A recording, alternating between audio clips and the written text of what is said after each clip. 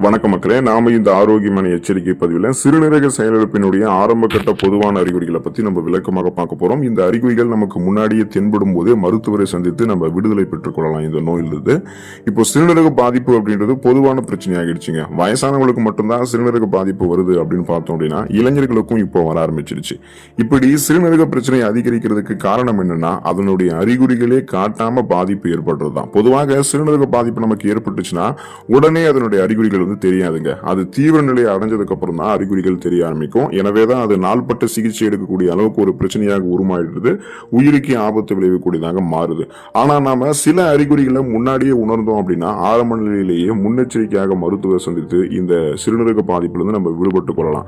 அந்த அறிகுறிகள் என்ன அப்படின்றத விளக்கமாக பார்ப்போம். அதை பத்தி பார்க்கறதுக்கு முன்னாடி இந்த வீடியோக்கு மட்டும் ஒரு லைக் கொடுத்துட்டு இந்த தகவலை உங்களுக்கு தெரிஞ்சவங்களுக்கும் ஷேர் பண்ணிடுங்க. இது அவங்களுக்கும் பயனுள்ளதாக இருக்கக்கூடிய ஒரு ஆரோக்கியமான பதிவு தான். இது போன்ற அப்டேட்ஸ்கள் நீங்க தொடர்ந்து பார்க்கிறதுக்கு நம்மளுடைய சேனலை மறக்காம சப்ஸ்கிரைப் பண்ணி வச்சுக்கோங்க. பக்கத்தில் இருக்கக்கூடிய பெல் பட்டனையும் கிளிக் பண்ணி ஆல் அப்படின்ற ஆப்ஷனையும் மறக்காம செட் பண்ணி வச்சுக்கிட்டீங்க அப்படின்னா நான் போடக்கூடிய எல்லா அப்டேட்ஸும் உங்களுக்கு நோட்டிபிகேஷன் அடிக்கடி வந்து சேரும். சரிவாங்க மக்களே, இப்போ வீடியோக்குள்ள போயிடலாம்.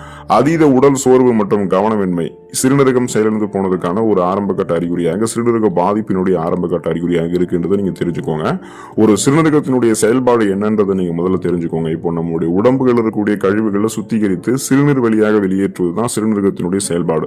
இந்த சிறுநீரகத்தினுடைய செயல்பாடுகள்ல தொய்வு ஏற்படும் போது என்ன ஆகும்னா அந்த உடலினுடைய நச்சுக்கள் மற்றும் அசுத்தங்கள் ஏதாவது இருந்துச்சுன்னா அது சுத்திகரிக்கப்படாம நம்மளுடைய ரத்தத்துல போயிட்டு கலந்துருங்க. இதனால நமக்கு அனீமியா அப்படின்னு சொல்லக்கூடிய இந்த ரத்த சோகை நோய் ஏற்பட்டு நம்ம எப்பொழுதுமே அதீத சோர்வாகவும் பலவீனமாகவும் நம்மளை உணர்வோம். எந்த ஒரு சின்ன விஷயத்திலுமே கவனம் செலுத்த முடியாமல் இருக்கக்கூடிய அந்த கவனமின்மை நமக்கு இருக்கும்.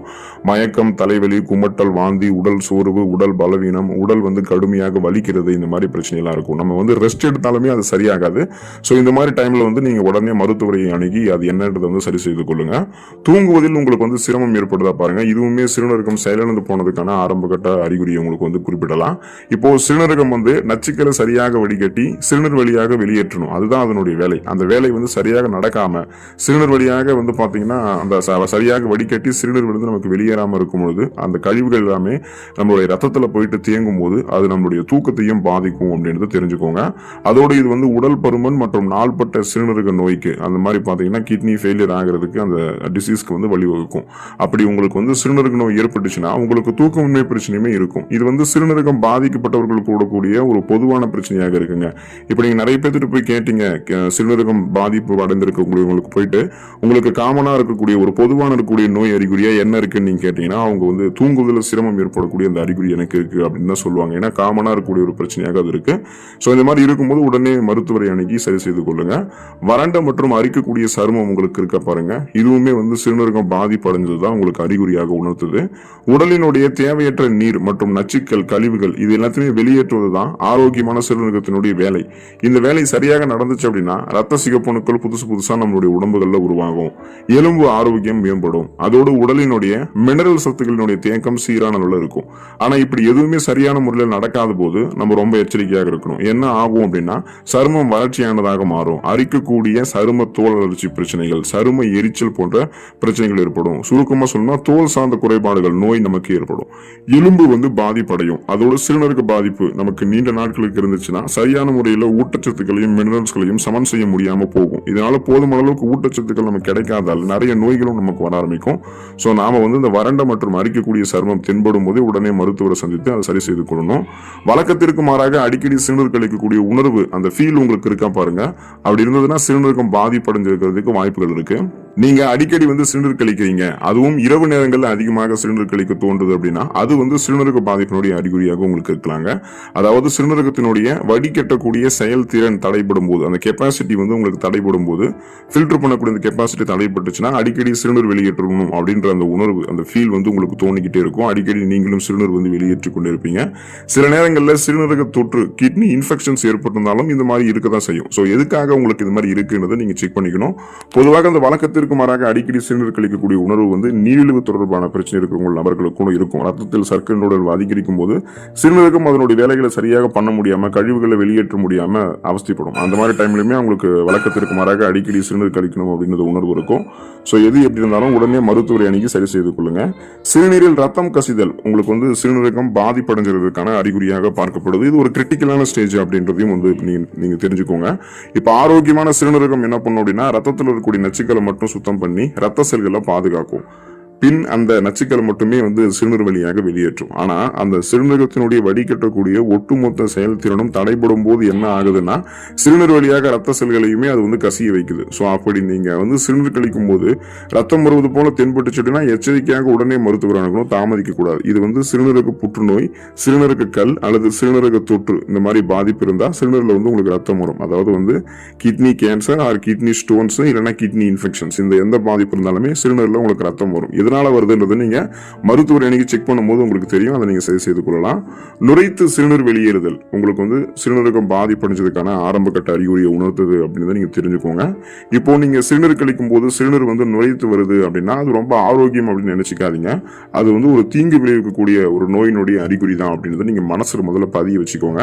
இப்போ வந்து பாத்தீங்கன்னா சிறுநீர் வந்து நுரைத்து வெளியேறுதுன்னா அதுல புரோட்டீன் வந்து கலந்துருக்கு அப்படின்றது அர்த்தம். அது கிட்டத்தட்ட எப்படி இருக்கும் அப்படின்னா முட்டையை வந்து ஸ்கிராம்பிளிங் செஞ்ச மாதிரி ஒரு தோற்றத்துல இருக்கும். இதுக்கான காரணம் என்னன்னா சிறுநீரில் வரக்கூடிய அந்த புரோட்டீனுடைய நுரையானது முட்டையிலுமே காணப்படும். அந்த மாதிரி தான் இருக்கிறதால தான் அந்த மாதிரி உங்களுக்கு அந்த முட்டை வந்து தோட்டத்தில் வந்து தெரிய ஆரம்பிக்கும். அப்போ நுரைத்து சிறுநீர் வெளியேறுதல் உங்களுக்கு தெரிஞ்சுச்சுன்னா உடனே மருத்துவர் அணுகணும். இந்த நுரைத்து சிறுநீர் வெளியேறுதல் இந்த ப்ராப்ளம் இருக்கும்போது உங்களுக்கு கூடுதலா இன்னொரு அறிகுறியும் தென்பட ஆரம்பிக்கும். அதாவது கண்களை சுற்றிய வீங்கிய தோற்றம் இருக்கும். நுரை பொங்கி சிறுநீரகத்துல புரோட்டீன் வந்து வெளியேறுவது சிறுநீரக பாதிப்பினுடைய ஆரம்ப கட்ட அறிகுறியாக இருக்கும் நம்ம சொல்லியிருந்தோம். அப்படி உங்களுக்கு வந்து சிறுநீரகம் அதிக அளவிலான புரோட்டீன் வந்து வெளியேற்றிக்கிட்டே இருக்கு அப்படின்னா உங்களுக்கு அதனுடைய அறிகுறிகளாக கண்களை சுற்றி வீங்கியது போல ஒரு தோற்றம் இருக்கும். பஃபிங்கான ஐஸ் வந்து தென்பட ஆரம்பிக்கும். ஸோ கண்களை சுற்றி வீக்கம் ஏற்பட ஆரம்பிக்கும். அதனால நீங்க வந்து கவனமாக இருக்கணும். இந்த ரெண்டு அறிகுறியுமே ஒன்றுக்கொன்று தொடர்புடையது தான். நுரைத்து சிறுநீர் வெளியேற்றக்கூடிய நபர்களுக்கு கண்களை சுற்றி வீக்கமும் தென்பட ஆரம்பிக்கும். கணுக்கால்களில் வீக்கம் ஏற்படுதல் சிறுநீரகம் பாதிப்படைஞ்சதுக்கான ஒரு ஆரம்ப கட்ட அறிகுறின்றதை நீங்க தெரிஞ்சுக்கோங்க. இப்போ சிறுநீரகம் பாதிப்படைஞ்சாலோ செயலிழந்தாலோ உங்களுக்கு வந்து சோடியத்தினுடைய அளவு வந்து அதிக அளவில் வந்து உங்களுடைய உடல்ல தேங்கி கால்கள் மற்றும் பாதங்கள்லாம் வீங்க ஆரம்பிக்கும். இது சிறுநீரகம் செயலிழந்தால் மட்டும் கிடையாதுங்க. பொதுவாக உங்களுக்கு இந்த இதயம் தொடர்பான பிரச்சனை, கல்லீரல் தொடர்பான பிரச்சனை மற்றும் நாள்பட்ட கால் நரம்பு பிரச்சனை என இதில் உங்களுக்கு எது இருந்தாலுமே கால்கள் வீங்க தான் ஆரம்பிக்கும். ஸோ கணுக்கால்கள் எதனால வீங்கி இருக்கின்றதை நீங்க மருத்துவர் அன்னைக்கு செக் பண்ணும்போது உங்களுக்கு தெரிஞ்சிடும். உடனே நீங்க சிகிச்சைகளை பெற்றுக்கொண்டு நலமடைந்து கொள்ளலாம். பசியின்மை உங்களுக்கு வந்து ஏற்படுத்த பாருங்க. இதுவுமே சிறுநீரகம் பாதிப்படைஞ்சதால உங்களுக்கு ஏற்படக்கூடிய அறிகுறியாக தான் இருக்கு. இப்போ சிறுநீரக பாதிப்பினுடைய பொதுவான அறிகுறியாக பசியின்மை இருக்கு. எப்படி தூக்கமின்மை வந்து சிறுநீரக பாதிப்பினுடைய பொதுவான அறிகுறியாக இருக்கும், பசியின்மையும் இருக்கும். இந்த வகை பசியின்மை நம்முடைய உடம்புகள் இருக்கக்கூடிய கழிவுகள் வந்து சிறுநீரகத்தின் வழியாக வெளியேற்ற முடியாம போகும்போது உடல்லே தேங்குவதால இந்த மாதிரி நச்சுக்களினுடைய தேக்கம் அதிகரிக்கும் போது இந்த மாதிரி பசியின்மை ஏற்படுவது இயல்புங்க. அப்போ இதை நீங்க உடனே மருத்துவரை சந்தித்து சரி செய்து கொள்ளணும், தாமதிக்க கூடாது. கடுமையான தசைப்பிடிப்பு உங்களுக்கு வந்து ஏற்பட்டிருக்க பாருங்க. இதுவுமே சிறுநீரகம் செயலிழந்து போனதுக்கான அந்த ஆரம்ப கட்ட அறிகுறி தான் உங்களுக்கு வந்து உணர்த்துது.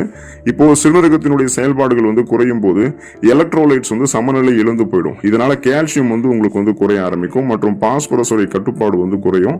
இதன் காரணமாக தசைப்பிடிப்பு உங்களுக்கு வந்து அடிக்கடி ஏற்படும். தசை வலி இருக்கும், தசைகள் தளர்ந்து போகிறது, இந்த மாதிரி பிரச்சனை இருக்கும். ஸோ தசைப்பிடிப்பு இருந்தாலுமே அதுவுமே சிறுநீரகம் செயலிழந்து போனதுக்கான ஒரு சிம்டம்ஸாக தான் இருக்கு. ஆரம்ப கட்ட அறிகுறியாக இதெல்லாம் தென்படும் போது நீங்க மருத்துவரை அணுகி சரி செய்து கொள்ளுங்க. உடல்நலத்தை பராமரித்துக் கொள்ளுங்கள். கழிவு நீக்க மண்டல வேலைகளை மிக சிறப்பாக செய்து கொண்டு நலமோடு வாழுங்க. அடுத்த ஆரோக்கியமான பதிவுகளை மறக்காம சந்திப்போம். நன்றி மக்கள்.